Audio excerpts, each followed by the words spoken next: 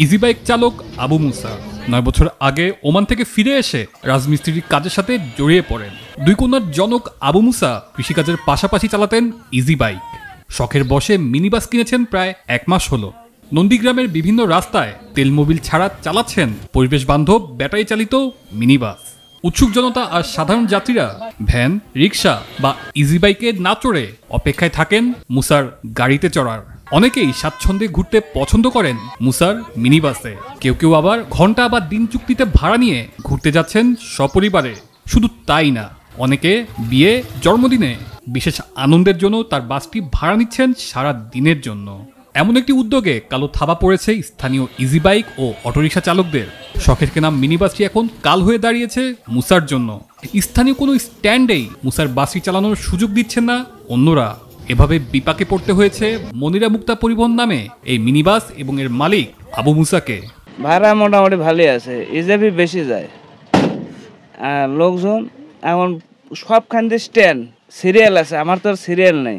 জনগণের সারা ভালো পাচ্ছি, কারণ হলো থাই না, এটা অস্থায়ী। মানে যে জায়গায় যাচ্ছি সেই জায়গাতে আমার কোনো থান নেই। শখ করে যাত্রীরা বেশি উঠে, শখ করে। নতুন এটা নেই, আনকমন জিনিস, এই হিসেবে যাত্রীরা বেশি উঠে। কোনো স্ট্যান্ডে আর চেন দিচ্ছে না, মানে স্থায়ী দিচ্ছে না। কেন দিচ্ছেন এটা নিয়ে আলোচনা করতে হবে।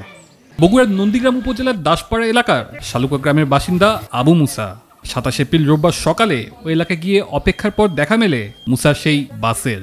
12 সিটের মিনিবাসটিতে যাত্রী বসার জন্য 11টি ও চালকের জন্য রয়েছে 1টি সিট। যাত্রী ওঠানামার জন্য রয়েছে 5টি আলাদা দরজা। রাখা হয়েছে আলো বাতাস চলাচলের জানালা। গাড়ির সিটগুলো বেশ আরামদায়ক, ফলে খুব স্বাচ্ছন্দ্যেই যাতায়াত করতে পারছেন যাত্রীরা। এরকম গাড়ি আসলে কোনোদিন চোখে পড়েনি। যাইতে দেখি যে এটা একটা গাড়িটা আনকমন গাড়ি, দেখে খুব ভালো লাগলো, তাই দূর থেকে কাছে এসে দেখলাম। আমাদের এলাকায় একটা গাড়ি আছে, এটা মনে করেন তেল মোবিল ছাড়াই এই গাড়িটা চলে। আমিও চড়ছি, আবার অনেকে চড়ছে, ছাত্রছাত্রীও যাওয়া আসি করছে। এই প্রথমেই উঠছি, সেই অনেক ভালো লাগছে। বাসে অনেক উঠতে ভালো লাগছে। এই বাস আমি আগে কখনো দেখিনি। এই গাড়ি দেখে আমার অনেক ভালো লাগছে। এই গাড়ি আমি আগে কোথাও দেখিনি, তেল মোবিল ছাড়াই বাস চলে। মিনিবাসটি বানাতে 5,25,000 টাকার বেশি খরচ হয়েছে বলে জানান মুসা। ঠিকমতো গাড়ি চালালে প্রতিদিন আয় করা সম্ভব 1 থেকে 1,500 টাকা। ব্যাটারিতে একবার চার্জ দিলে 120 কিলোমিটারেরও বেশি চলে। ভালো রাস্তা হলে 55 থেকে 60 কিলোমিটার বেগেও গাড়ি চালানো যায়। ব্যাটারিতে চার্জ দিতে 40 থেকে 50 টাকার বিদ্যুৎ খরচ হয়। এই গাড়ি দেখতে বিভিন্ন এলাকা থেকে অনেকেই আসছেন, প্রশংসায় ভাসছেন আবু মুসা। বগুড়ায় তৈরি এসব মিনিবাস এখন ঢাকা, বরিশাল, কুষ্টিয়া সহ বিভিন্ন জেলায় চলছে বলেও জানান মুসা।